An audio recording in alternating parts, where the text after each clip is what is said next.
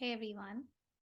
I wanted to read this excerpt from this book by Pema Chodron.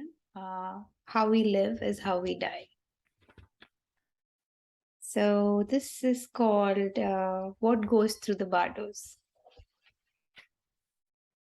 So, Bardos is this supposed to be this intermediate stage between death and subsequent rebirth. Okay, let's read this. When we talk about death happening every moment, we also might have a natural question. If I'm continuously being born and dying, then who is it that goes through all these experiences? Once this body is dead, who has the chance to merge with the mother luminosity? If that chance is missed, who goes on to the next bardo known as the bardo of Dharmata? When it comes to reincarnation, who gets reborn? A similar question would be, what is it that continues from lifetime to lifetime? Or what goes through the bardos? The standard answer to all these questions is consciousness, or namshe in Tibetan. The word consciousness could mean different things to different people, but the Tibetan language is extremely precise when it comes to describing the mind. Namshe implies that this consciousness is dualistic. For instance, if Rosa sees a mountain, Rosa is here and the mountain is there. They are two separate things. Whatever Rosa sees, hears, smells, tastes, or feels seems like an object separate from Rosa. This is how things appear to all of us, right? There's a sense of division between me and everything else. The experiences keep changing, but I always seem to remain the same. There's something about me that feels like it never changes. But when I look for this unchanging me, I find that I can't pin anything down. I was born on July 14, 1936. My name at that time was Theodore Blomfield Brown. I can definitely acknowledge there's a connection between that infant Theodore and today's Pema. I have memories of my childhood. The mother and father I had then are still my mother and father to me, even though they're long gone. Scientists would say that the baby and I have the same DNA, and of course, we have the same birthday. But the interesting question remains, are the newborn baby and the elderly woman I am today actually the same person? I still have pictures of myself as an infant and a toddler. If I try hard, I can pick out some ways that child looks similar to what I see today in the mirror. But I also know intellectually that not a single cell of my body has stayed the same. Even at present, every cell and every atom of my body is continuously changing. I've tried long and hard to find a real me that stays the same from year to year or even from moment to moment, but I've never had any success. This is a worthwhile exercise which I highly recommend to anyone interested in the mysteries of life and death. So, where does this leave us in terms of the bardos? As I said, the standard answer for what continues across lifetimes is namshe, dualistic consciousness. This is not so easy to understand. A while ago, I called my friend Ken McLeod, a highly learned Buddhist practitioner who's written some of my favorite books, and I asked him about it. Like other students of the Dharma, he said that namshe is what goes through the bardos. But he made the point that this consciousness isn't some stable entity that flows through everything. It's constantly dissolving and reforming. Every moment we experience something new, the smell of toast, a change of light, a thought about a friend, and every moment we have a sense of a self having that experience, a sense of I, the smeller of toast. When this moment passes, it's immediately followed by another moment with a subject and an object. This flow of dualistic experience continues uninterruptedly throughout our waking hours and our dreams, through this life and across lifetimes. But beyond this flow of moments, is there anything underlying them all that we could point to as consciousness? We can't locate or describe any stable element that lives through all our experiences. So, from this point of view, Ken said that another answer to what goes through the bardos is nothing. There are just individual moments happening one after another.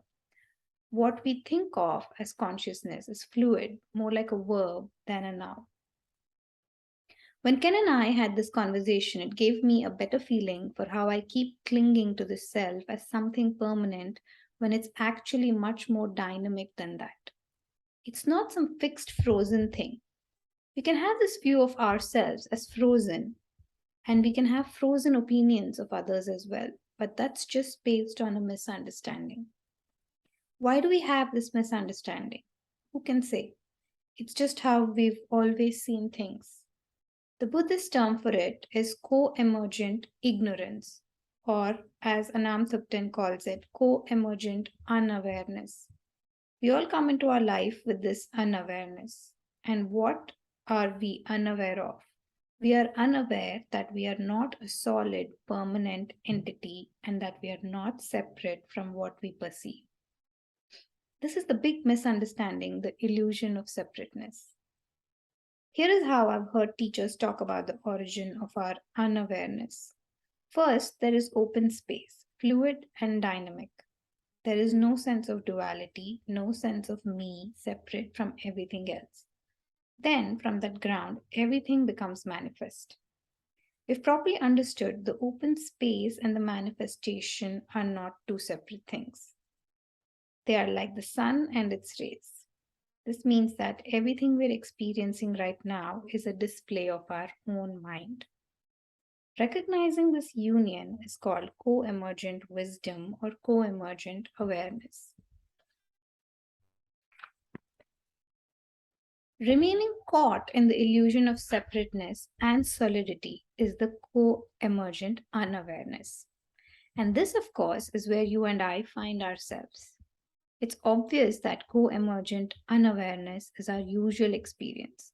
But in reality, no one and no thing in our world is fixed and static.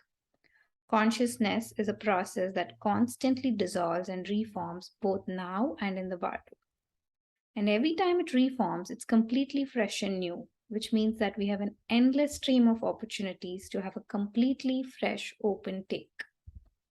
We always have another chance to see the world anew, a chance to reconnect with basic openness, a chance to realize we've never been separate from that basic spaciousness, a chance to realize it's all just been a big misunderstanding.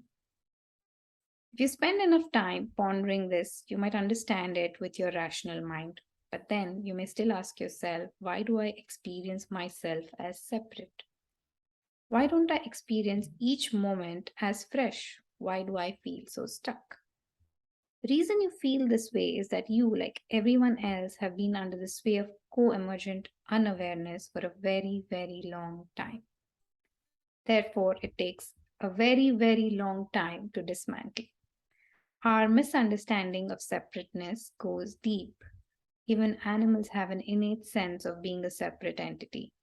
But unlike animals, we have the ability to contemplate. We can use our fairly sophisticated brains to realize that our misunderstanding is indeed a misunderstanding.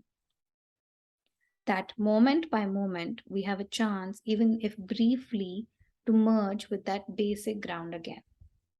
Even if we're convinced of this, however, we can't drop our familiar sense of separateness just by willing it to go away. But what we can do is start to meditate. In one session on our meditation cushion, we can see for ourselves how fluid our consciousness is. We can observe how our thoughts and emotions and perceptions appear and disappear, and how this process just goes on and on without a break. We can also see how mysterious our thoughts are. Where do all those thoughts come from? Where do they go? And why do we get so serious about what goes on in our mind? Even though our thoughts are as elusive as mist, how can they cause us endless unnecessary problems? How can they make us worry, get jealous, quarrel with others, get euphoric and depressed? Meditation gives us a way to see that the slipperiness of our mind and of our notion of me. When we practice meditation, we gradually accustom ourselves to how experiences constantly flow. We see that this happens even though we can't pinpoint any subject who experiences them. From this point of view, there is no fixed being who goes through the Bardos.